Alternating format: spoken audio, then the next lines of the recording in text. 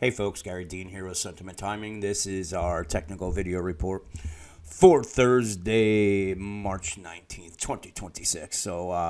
Pretty crazy day today.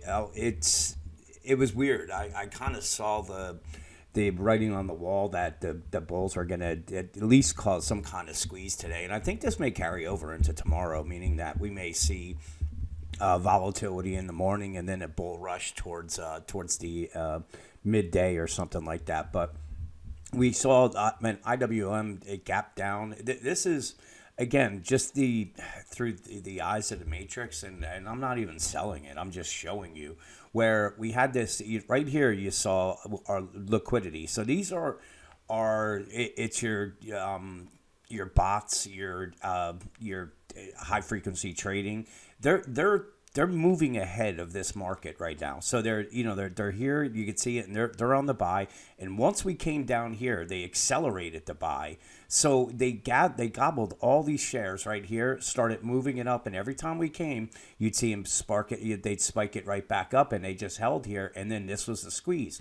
And then as you see what right up here, now what happens? They start selling, and this is why I put that video out with the spiders, saying that I took the straddle trade, and it was, because it just was not going to stay right there. We were either going to go down to the 252 or we were going to spike up to 262. So taking a 257 straddle made sense, and it happened really really fast, but.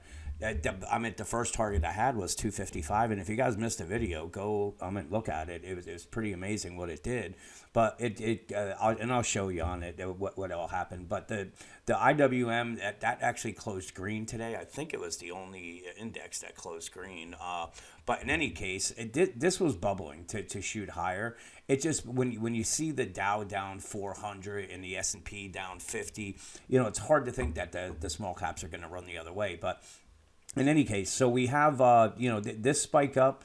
It may not be the high we could open up, but what's going to happen is we're probably going to get some divergences, and that may give us a little bit of a pullback coming in. But tomorrow, in the morning, it might be a little dicey, but I think we're going to be moving into a slightly bullish period, meaning that we could see the S&P bounce 200 points or whatever they do, and then come right back down. And I think we're just going to be in this massive chop zone until really this war is over, and we see oil prices come back down. So we got to get used to this. It's a big range, but in any case, we saw selling as soon as we got, and crazy part, it came right into one of our targets. So this looks all right, and if it's going to continue higher tomorrow, you can see our other target right here. It's right in this resistance zone, so we want to keep an eye on that 251 and the 252 area. So let's take a look at the 15-minute chart. Again, they were buying it. This right in here. You can see them buying this dip right here, and then boom, they did the squeeze right into our distribution zone. They made it right to the GAN line and then pulled back down. And it's again, look, this is your buy that came. This was the gap down. This is our algorithm giving us a buy signal on this gap down. Typically, what happens with your lagging indicators are they're going to give you a sell signal there, and it happens with our with the indicators here, because that's really just based off of price, and it's more of an accumulate. It's a little bit different than price, but it falls in that same category. I'm just trying to see one. Here's a perfect example. So this is not as good as the liquidity, but when you use them together, they're awesome. That's it. Here, this is, most indicators are going to give you a sell signal here. And the thing is that we were coming, from here, we got a sell signal here on it. But typically, if you get a big, I'm trying to find again. Here's another one, but we were about our liquidity here was going on a buy. So this was not the sell that this went, hang on one second. Okay. So this is really the difference between the two. This is more price and a confirmation on it. And it's really, I like the duration part. That's really what I follow for. But this is the crazy part. So here you can see we this is IWM. This is when the institutions and the algorithms started selling, but price is moving up. And here you go. Now we got another sell signal. We got a sell signal here, and this is what collapsed. So that's the what I mean by you're able to see these moves before they happen. And again here, let's just take a look on at another one. So here, this was a sell. This was actually a false read right here on it. We had a little dip and it went up again. But I'm trying to see where there's some other ones. Like this, I think, is really a decent example too when we come and you just see them actually buying. But it's a right now we have momentum is on the bull side. Again, our upside 250, 58 is the secondary distribution. Above that, we have this gap right here that they may try to close. 252.29 would make perfect sense. So this would be the tough area for the bulls to get through. But like I said, I'm waiting for one of those massive short squeezes. But today we saw the IWM go from 242 up to 249 or 250. I've been saying we're going to get a squeeze that's going to be 8 points, and that was one today. It just came a day early than what I thought, so we'll have to wait and see on that. 2-hour chart. Now, again, this is another perfect example where we're in our primary. We went through it. We held the secondary. Look at the buy signals right here. So we had buy signals on this drop down here with our institutions, and our liquidity just screamed higher on this drop, and we were getting buy signals. And again, end result, you saw the S&P go. I'm at the IWM go up 8 points, and so it's a pretty amazing tool. And again, I mean, I'm saying it a lot because I'm proud of it. I'm proud I built this. I mean, this is a lot of stuff that I had, that I used in my years, but I never really put it into an indicator until now, and that's why I'm pretty happy with it. So here's your SPY. So this is where I was saying we had a little bit of a conflict where we had the 5-minute chart here was about to roll over.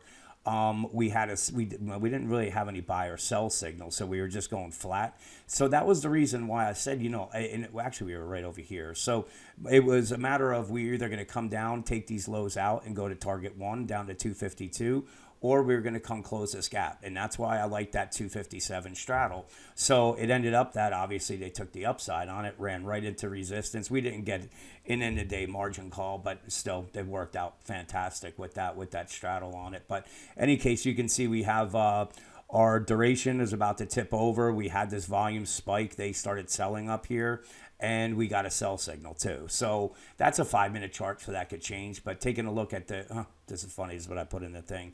So this is where the video where I put it in. So it's the S&P was trading right at the spiders was 267. I had my target 265, came right down to it, and then my upside target was 261, made it to 263. So it worked out pretty well. But in any case, let's take a look here. So here's again, this is liquidity and institutions front running this move where we got the drop. Here's our buy signal right here at this exact low right here. You can look on it right here, and it's perfect. So here's our buy signal. You saw liquidity screaming up. There was no way the spiders were staying down. We were going to go up. This is just bubbling liquidity going into this. And once we had the spike, they started selling. So that's the way this works. You're able to see this before it happens. So what if we're going to see the spiders head higher, really the target's going to be right up here, up at the 267.63.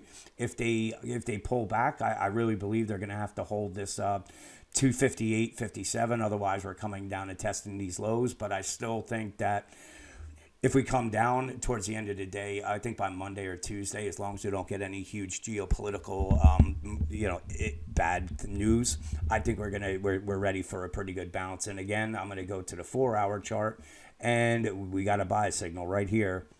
We got a buy signal on our liquidity divergence indicator, and look at our buy sell. It's even just with this entire drop, it's still hanging out there. It's not dropping in a whole lot of selling. So we ran right into our primary accumulation. We got the buy signal, and we saw IWM go. The Spiders go from 655 all the way up to 663. So nice trade on that. But tomorrow, like I said, we have to just really wait and see what the futures open up like. But I'm probably, as long as we don't get any kind of nasty news that comes out, I'm probably going to be looking to buy, and it's probably going to be a one of the swing trades where I'm going to take it and hold it for a few days, even though I probably won't be sleeping over the weekend. So if again, if you guys didn't see the video, this is getting pulled by tomorrow. It's set inside of our in this stripe. So this is done. What you're also going to be able to get is access to the trade room.